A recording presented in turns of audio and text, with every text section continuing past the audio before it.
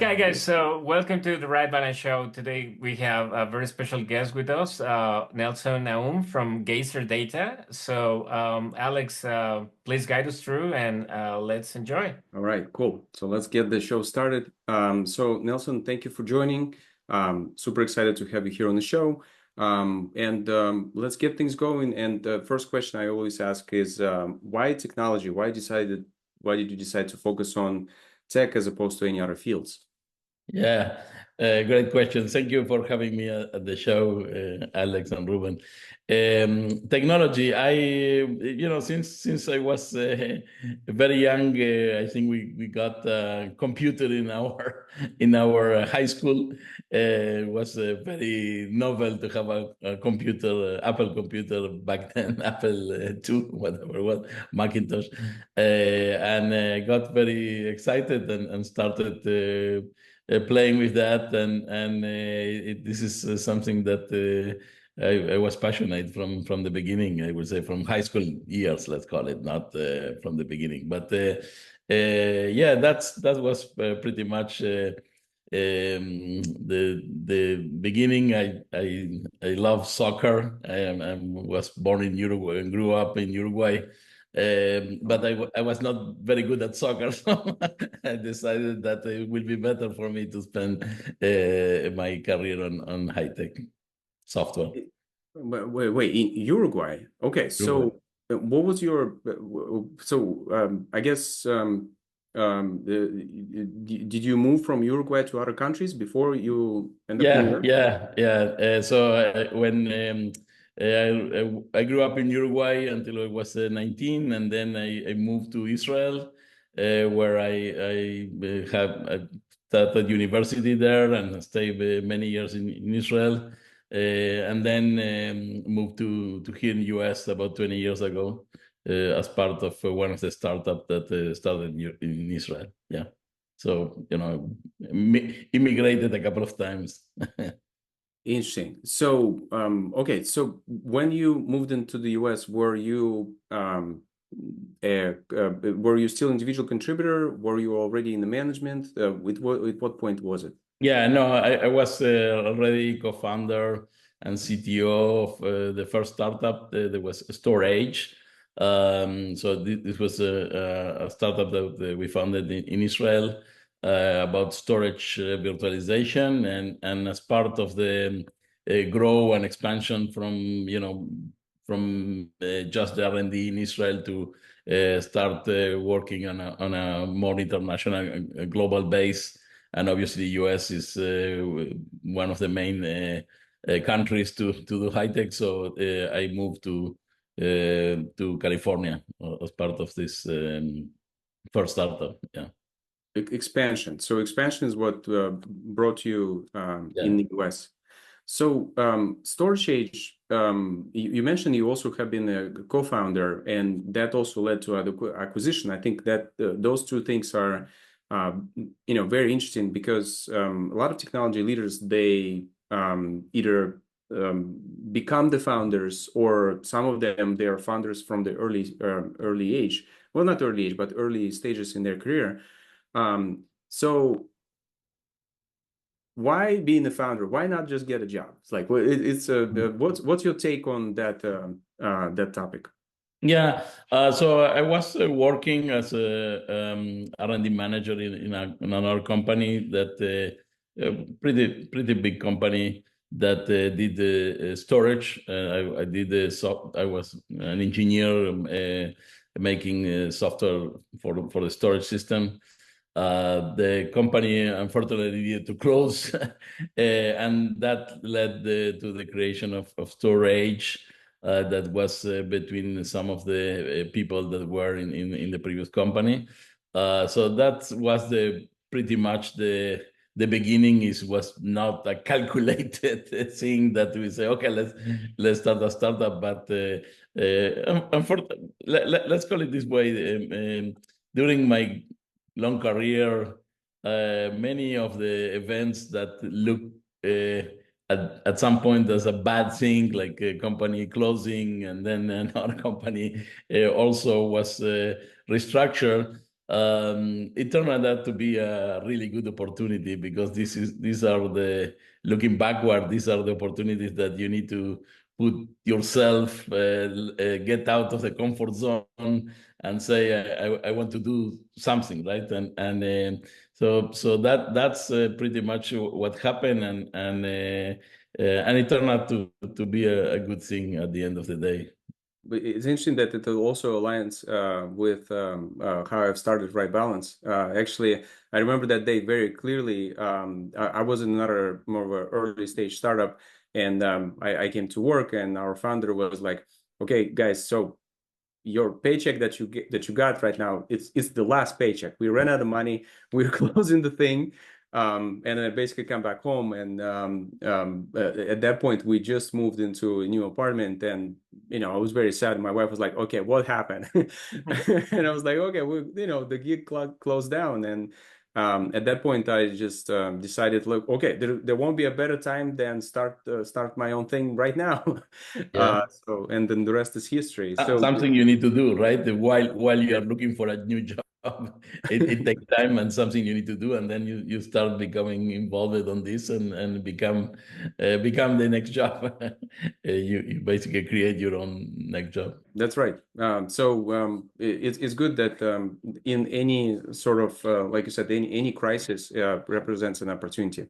Yeah. So now, would you mind telling us a little bit more about your management transition? So you mentioned you have been fascinated with computers, and then you start, like, when did you start to manage more of a sizable teams? And tell us a little bit more about that transition from taking hands away from the keyboard and now basically managing people. So where was it, and what were the challenges from going from one to Yeah. another?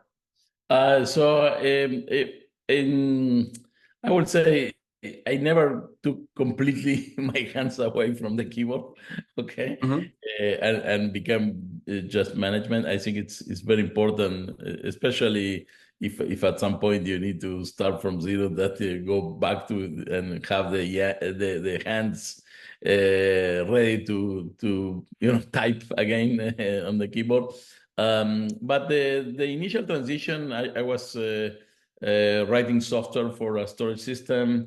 At the beginning, I did most of it myself. Then they put me another person that obviously I was the one that wrote most of the software, so the other person was helping. And then they put two people, and the system become production, and then we have 4 people. So the transition was relatively slow and smooth. It's not there was a one shot. Let's say I came from a single individual contributor and the only one in the project to kind of a team lead with multiple people, and then R&D manager of the group.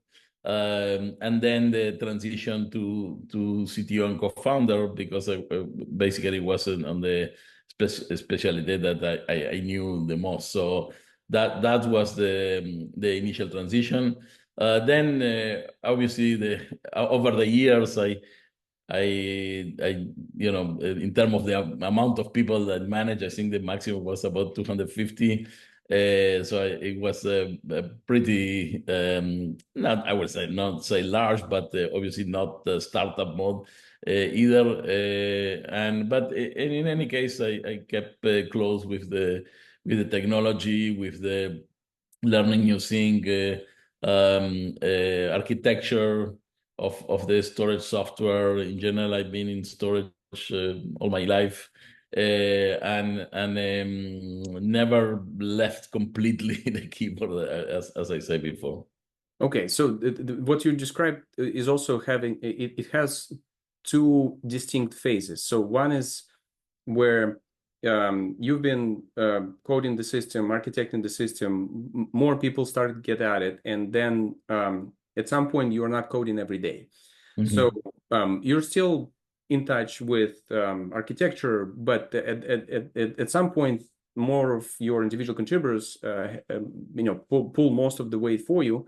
And day to day, they develop that software, but you are more starting, and I guess that transition happened first at storage, the very first one. Well, with the previous company of storage, that was where I developed the storage system, and then it became their R&D manager, and then when the company closed out, storage started, and obviously I was the one that in charge of the development.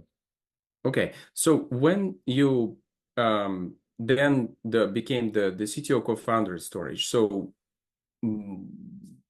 what type of business problems then you've been tasked with, as opposed to when you were an individual contributor? What were the responsibilities? Great question. And this is where one of the reasons I moved from Israel to US as part of this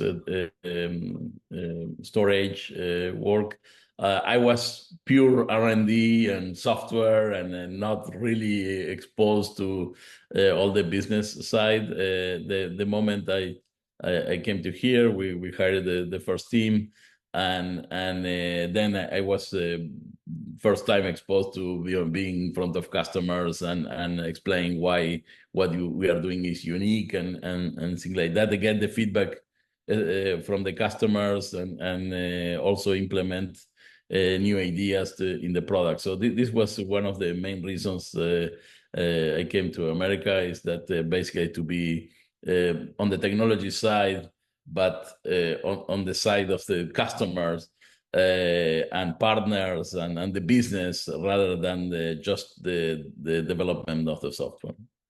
So how did you gain the skills necessary to start doing the job that is very different from software development?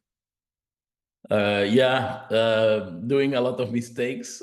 And that's the best way to learn. Many many mistakes.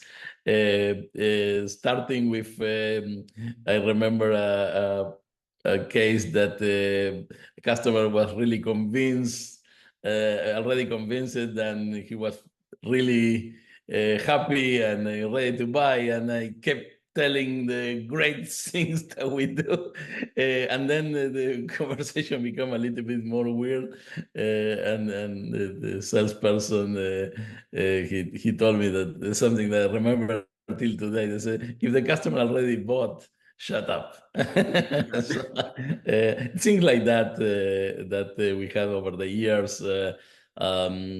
Things like what happened when things go wrong and there is a problem with the customer, how to be empathic and open and transparent and all these kind of things. Very, very important. I think it's like you said, it's a huge transition, and it took a few mistakes to get there. Yeah. I remember, Ruben, you also mentioned before that you've gotten through the same phase where like let silence be your ally. That's the same. Yeah, pretty much. Because I mean, not that you are going to say something wrong, but you can create a little bit of annoyance from someone that is already convinced that the thing has to move, and you just keep talking. So there is no sense on going that way. Yeah. So then basically it's just a trial and error. In your case, you haven't gone to school to learn, sales, marketing, customer service. It's basically just kept on doing that because the product was somewhat technical, and trial and error. I did some training and courses here and there, but not university.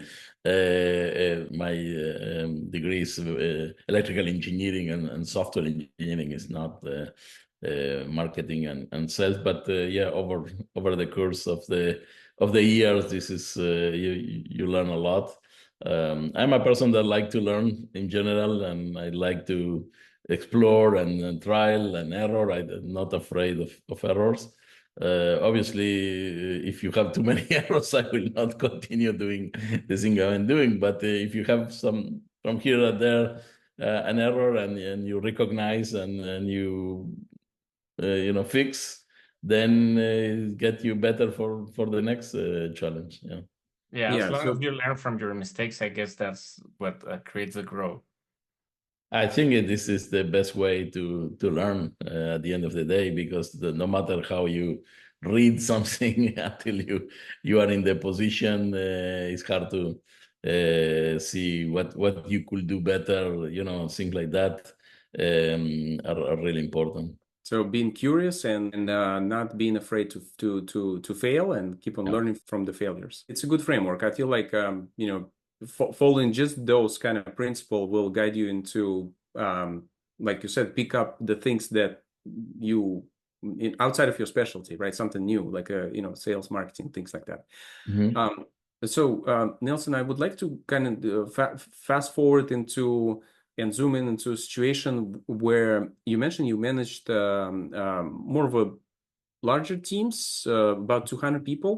When you're so far removed, well, you mentioned that you still stay in terms of understanding the architecture, but once you manage 200 people in a technology team, you're removed from individual contributors across multiple levels. I guess you mentioned 200 people team. Which company was that team in? So LSI, we had managed 250 people. They were a sizable company, I think, of about 5,000 people in general.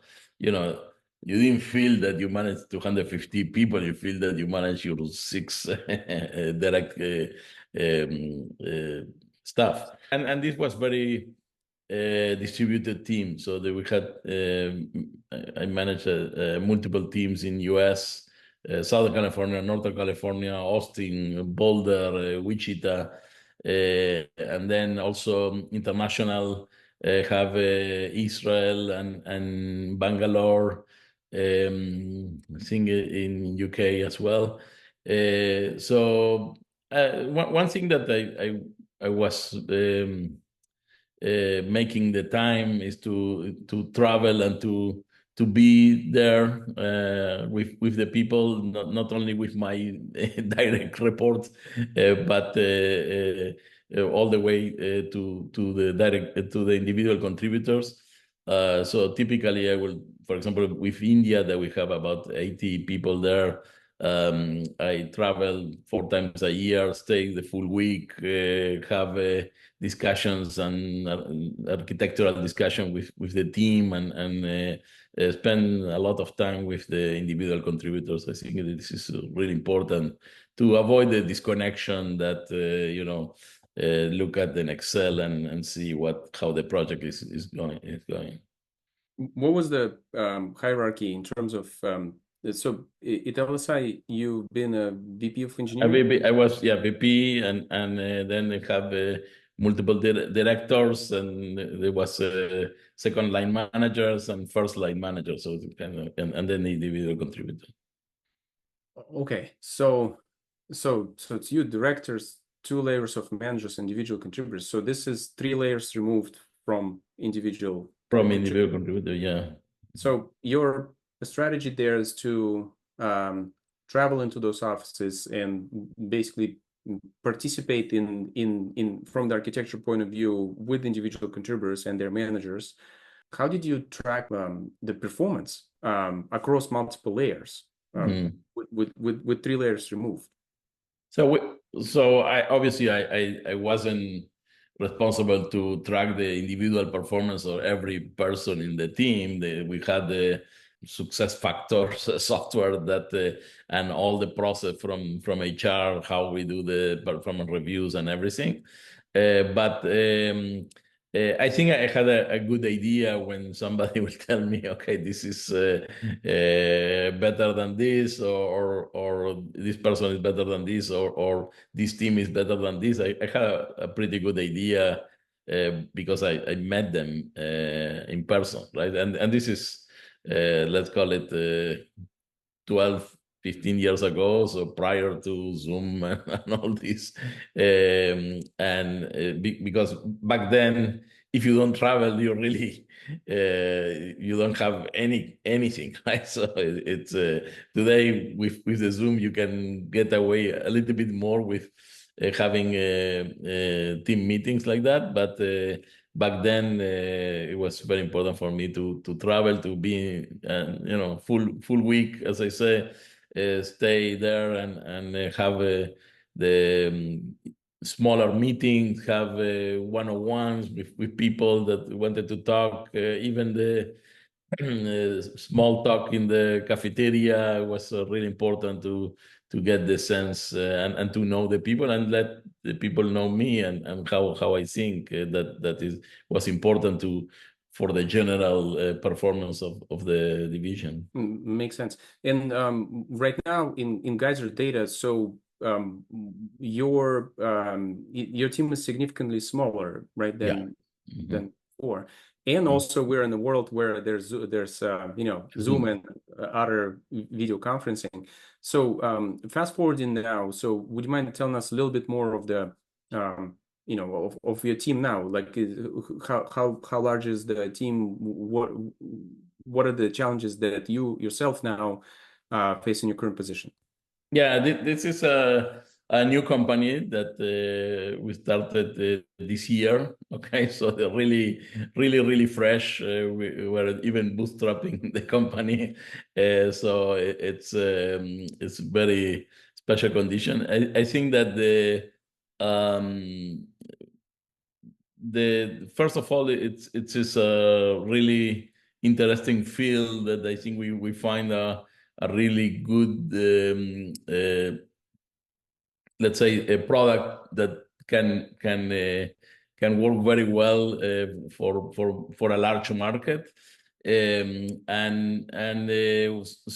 the team right now we have the blessed and that we have about 10 people and that they're really interested to work in a really startup.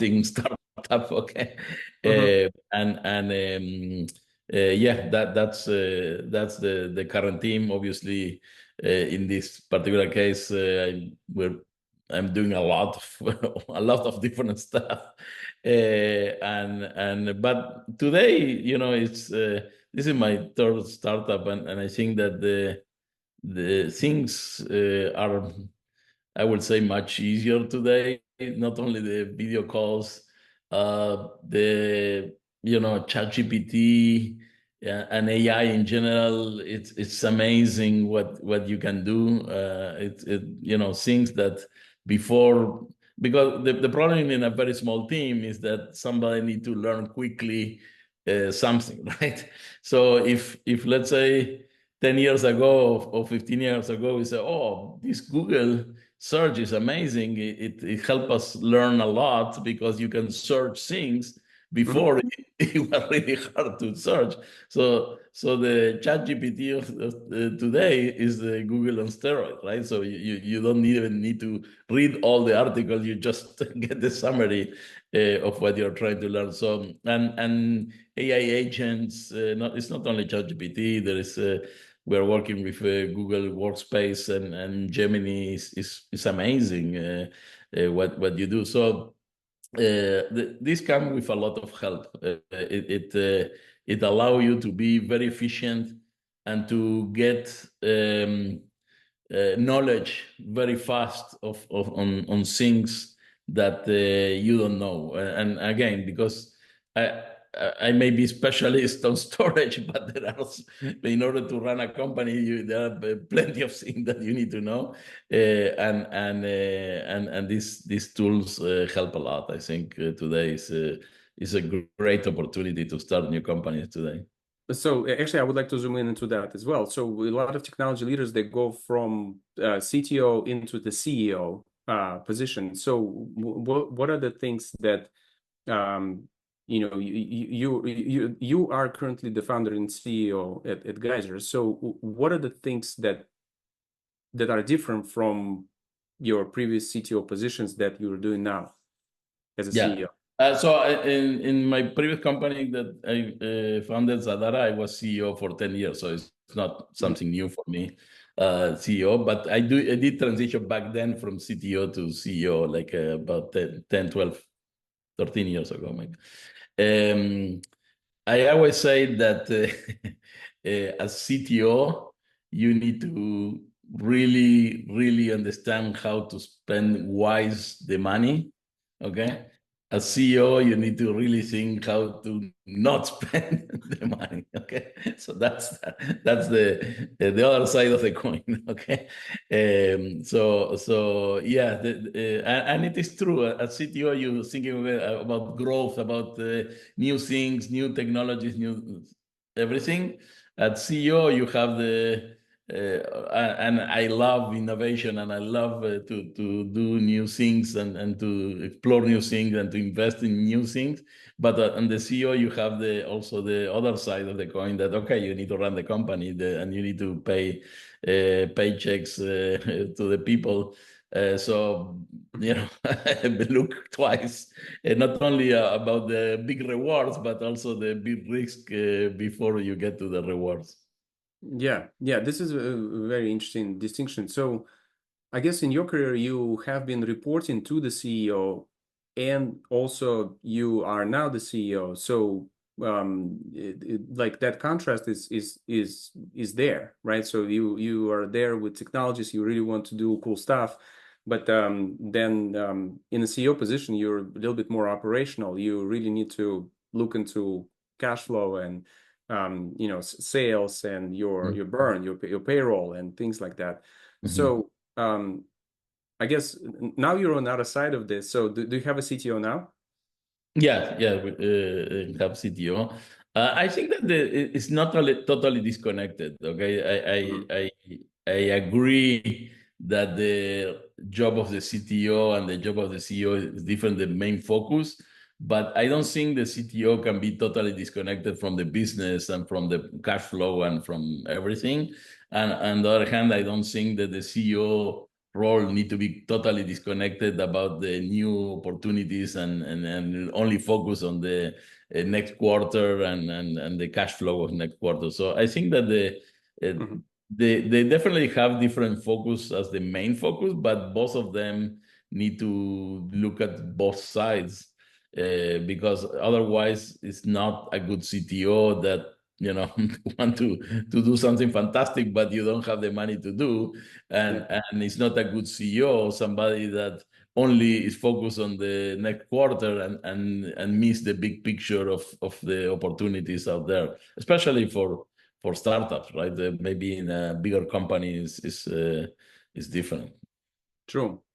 Because in a startup, you are going to pivot multiple times and adjust. I would say not like completely, maybe hopefully, but it's without innovation. Yeah, it's especially at the startup stage. It's hard to just keep rolling in the same direction. You do need to adjust and see the landscape. Yeah, so in a startup mode, if what you're doing is really great, then you will have competitors. So you will need to find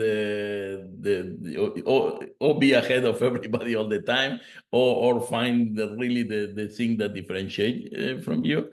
So there's no opportunity for being the only one and keep going doing exactly the same thing, because that means that probably it's not a good thing if nobody jump into what you're doing. That's true. Yeah, if nobody's doing it and for a long time, it's something weird. It's good to be the first, but it's good to be in a market that everybody wants to jump, and you are one of the first two, right? But if you are only alone for a long time, that is not a good thing. Yeah, that's right. All right, awesome. So, do you have anything sort of any concluding thoughts in terms of throughout your career, what are the main things that you can share and recommend to technology leaders to also progress in their careers? Yeah, I would say again what we talk, not to be afraid to make mistakes, be transparent and open and honest and humble. Again,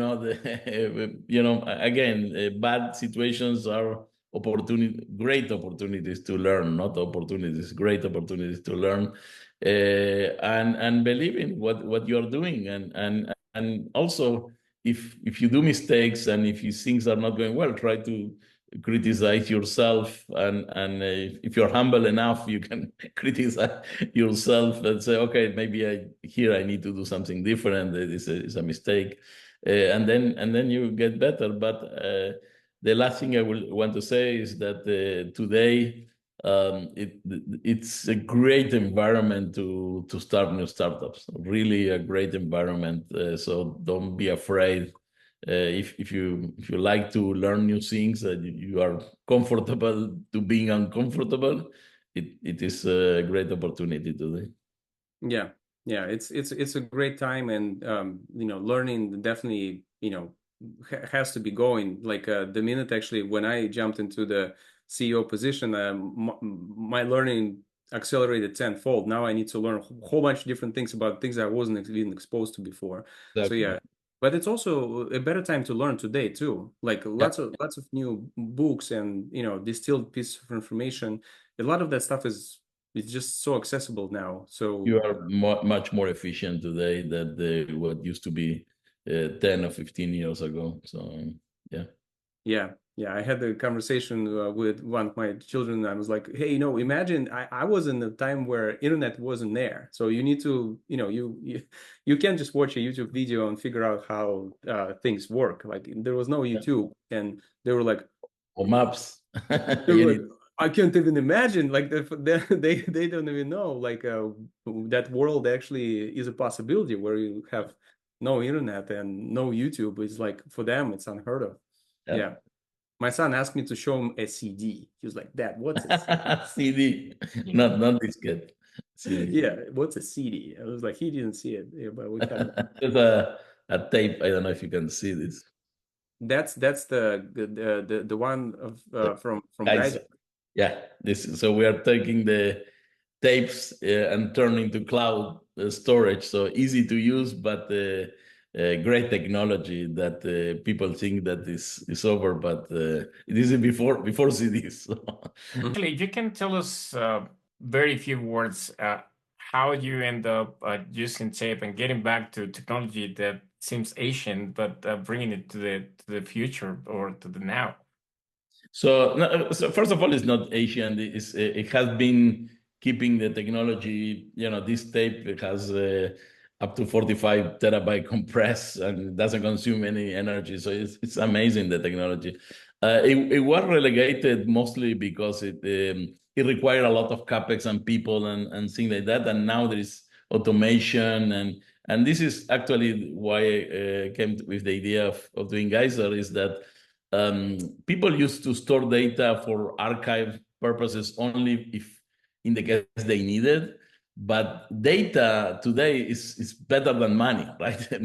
money, all the dollars are the same. Your data is unique. So I think people are realizing that need to keep the data as much as possible and use this data for analytics and to create new models and AI. This is the geyser part. The reason why we call it geyser is to unlock the hot value of the data underneath the glacier, the cold data. Okay.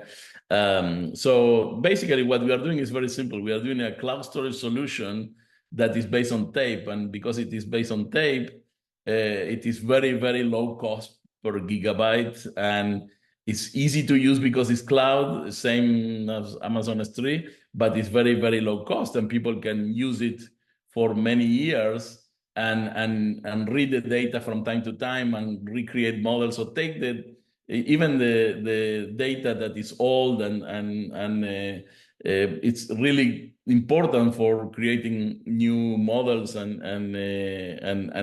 analytics. So that's the idea of the Geyser. So very simple concept, but nobody's doing that. So it's quite interesting. Definitely it is. And you're right. I say Asian and I should could be relegated.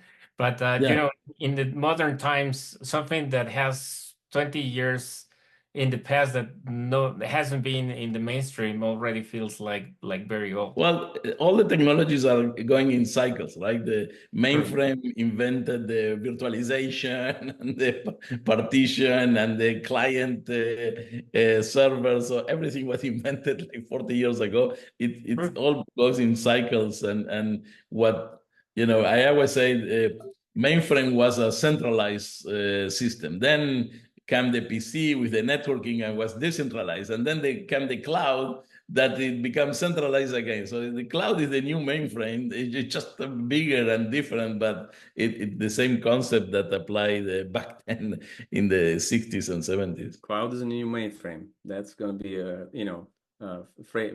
phrase coined by Nelson Nahum. Awesome. So Nelson, thank you a lot for joining. It's been a pleasure of having you, and also thanks for sharing your journey and sharing a lot of the insights and learnings for our technology leaders. So thanks a lot, and thank you for your time. And hopefully we can see you on our show again. Thank you for inviting me. It was a pleasure to talk to both of you. And if I can influence somebody to create a new company and start hiring people, we did a great job.